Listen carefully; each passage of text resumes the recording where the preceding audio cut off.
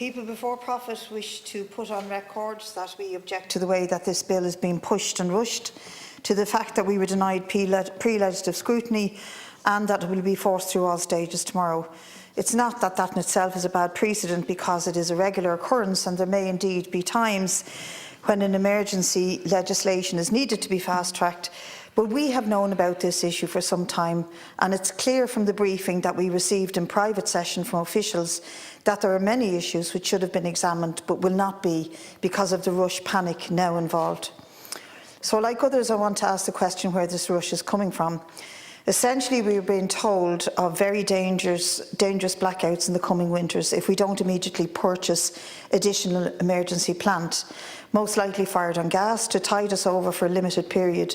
But how limited that period is unclear. It may be 3 years and it may be more, and why. Old plants are being retired, we're told, but it's explicitly clear from the EirGrid and crew statements that the real reason for the panic is the fired plant is to facilitate data centres, pure and simple. We need this measure because this state and government have refused to deal adequately with the unhinged proliferation of data centre, something the previous deputy has called sensationalist old trope. Well, he's completely wrong, because as has been said, 14% of our electricity is consumed by them now, set to rise to 28 and 30% in the coming years. A complete outlier of any other state. We are essentially the data capital of Europe, and indeed probably of the globe. This is not because we're all streaming videos or constantly using Twitter.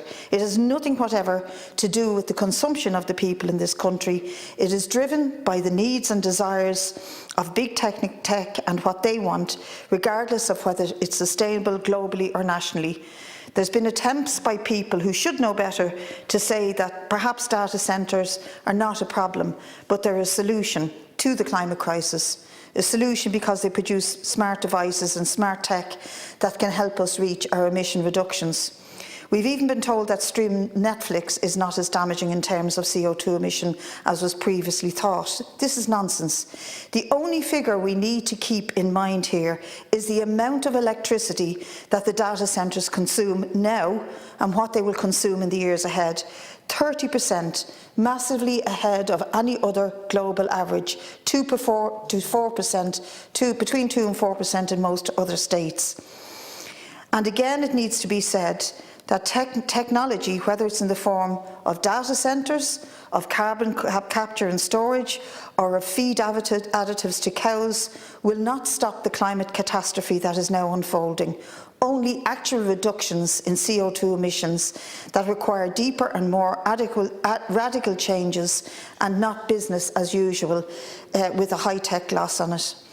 That means instead of simply acceding to every whim of the technology industry, to every command from Amazon, Google, Facebook or whomever for every data centre that they ask for what purpose does this serve society? It's really an astonishing figure, but some studies suggest that 51% of all data processed and stored is what we call dark data, data that is essentially, by any measure, useless and unusable and unused, old files, old reservoirs of information that remain unused. And aside from that 51%, how much of the remaining data is actually data that society needs to have stored and processed? How much is data processed and stored that could aid us in the future in various ways to deal with the climate crisis? Well, in reality, we don't know, because behind the walls of these data centres is a wall of secrecy and an intent to keep it a secret. But we know that what is called surveillance capitalism is a huge chunk of it, and that is the desire of corporations to monitor, to monetise all our personal data in order to sell us stuff. We know a sizable chunk of the data is also about purely the business models of modern capitalism, all of which have very little to do with saving the planet and a lot to do with extracting every inch of labour from workers and selling every product possible in any way possible. So I don't accept that we must at all costs facilitate the proliferation of data centres as if our lives depend on it. It's an insane policy, and it was clear from the briefing we received from officials that the so-called new restrictions on data centres and the applications that come in for them apply only to new applications. We have, I believe, many existing ones that are open and approved and promised connection to the grid. They will not be affected. So this panic to bring in €350 million worth of gas-fired plant is designed solely, it seems to me, to facilitate these data centres. We have no study or impact assessment on what these new plants will mean for our emission targets, or if it risks locking us into gas use, and also that it may strengthen attempts to build LNGs here. None of this has been looked at because of the rush and panic involved in pushing this legislation.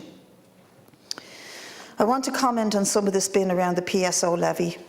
We are told that savings on the people's bills could be €127 a year, made by the scrapping of the current PSO levy on electricity bills and the potential for further refunds.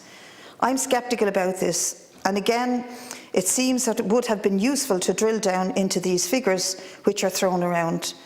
We welcome any savings for consumers, but firstly, this is relatively small beans, and while we welcome it, we have no assurance when that refund will happen, and while we do not know the costs of this emergency plant that may land on people's bills in the years ahead. On another aspect of the bill, the ability of EirGrid and Bord na Móna to borrow greater amounts, we have no issue with that as such. It would seem sensible to allow state companies to invest and borrow greater amounts given the scale of the crisis and what we need to do in the pace at which we face it. But again, we need to be assured that the borrowing and investments of state companies drive the transition away from fossil fuels and don't end up in any way facilitating continued reliance on fossil fuels or indeed facilitating bogus plans and strategies such as some forms of biomass, etc. And finally, I want to make a more general point. A lot of this legislation is built around the restraints on EirGrid and other state companies in terms of actually providing the plant and the planning for its use. Time and again we are told that the market must be protected and its working must be respected. So a lot of this bill is about safeguards around who gets the plants and how it mustn't be interfered with because of the workings of the market. It seems clear that the current crisis in energy prices and the massive surge of numbers in and the dangers of energy poverty is not just about the war in Ukraine, but it's also driven by the profiteering of various companies in energy, fuel production and electricity generation. The profits of many of these companies have never been better.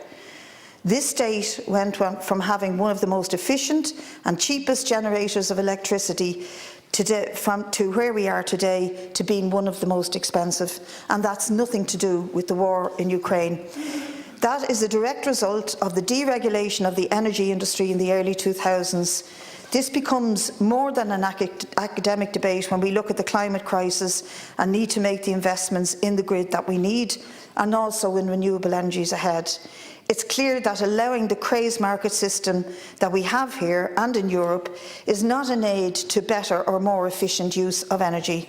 It guarantees the opposite: profiteering, investment decisions based on what's best for individual companies, profit margins and continued investment in fossil fuels. Indeed, the rush to build and import LNG from the USA in recent months has put a huge question mark over our ability to hope to limit temperature increases to 1.5 or even 2 degrees, with all the horror that means for the planet and its people.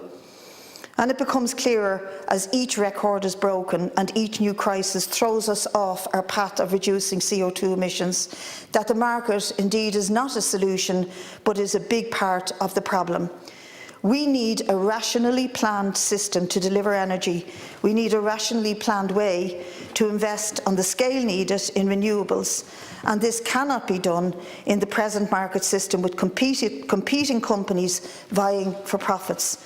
All of these crises, the energy crisis, the possibility of power cuts, the need to move away from fossil fuels and invest in renewables, all of them, point to the need for the state to take a direct part in the future of energy, for a state-owned and directed company to invest in the grid, to invest in renewable energy, and to deliver, as we did before, the energy that we need in an affordable way for our citizens and remove the danger of more and more people being submerged into energy poverty.